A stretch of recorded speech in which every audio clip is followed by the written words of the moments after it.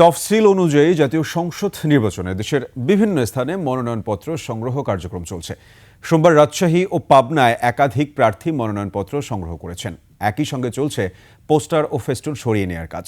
নির্বাচনী কার্যক্রম নিরবিচ্ছিন্ন করতে সাপ্তাহিক ও সরকারি ছুটির দিনেও খোলা থাকবে রিটার্নিং ও সহকারী রিটার্নিং কর্মকর্তার কার্যালয়। প্রতিনিধিদের তথ্য ভিডিওতে ডেস্ক রিপোর্ট। সানবিট সব দিবে সামাল। সানবিট ম্যাজিক প্রেস ডিশওয়াশিং এর মাথা ঘোরানো সলিউশন। রাজশাহী মহানগর বিএনপির সভাপতি মামুনুর রশিদ ও সাধারণ সম্পাদক মাহফুজুর রহমান রিটনের নেতৃত্বে দলের নেতাকর্মীরা আঞ্চলিক নির্বাচন কার্যালয়ে যান। জেলা নির্বাচন কর্মকর্তার কাছ থেকে রাজশাহী 2 আসনে বিএনপি মনোনীত প্রার্থী মিজানুর রহমান মিনুর পক্ষে মনোনয়নপত্র সংগ্রহ করেন তারা।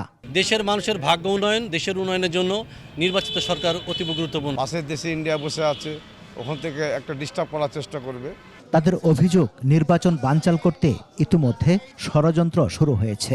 বিভিন্ন পরিকল্পনা করছে নির্বাচন বানচাল করার, সেগুলো ফাইন্ড আউট করে নির্বাচন যেন সুষ্ঠু সুন্দরভাবে হয়, গণতন্ত্র প্রক্রিয়া বাধাগ্রস্ত যেন না হয়।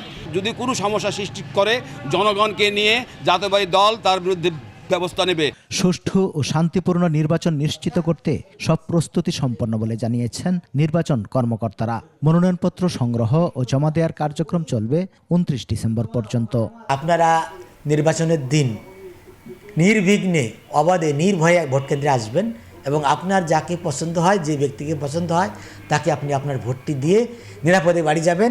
সেই বিষয়ে রিটার্নিং অফিসার প্রয়োজনীয় ব্যবস্থা গ্রহণ করবেন। পাবনায় প্রথম দিনে মনোনয়নপত্র নিয়েছেন পাবনা 5 সদর আসনে জামাতের প্রার্থী ও জেলা জামাতের নায়েবে আমির প্রিন্সিপাল ইকবাল হোসাইন।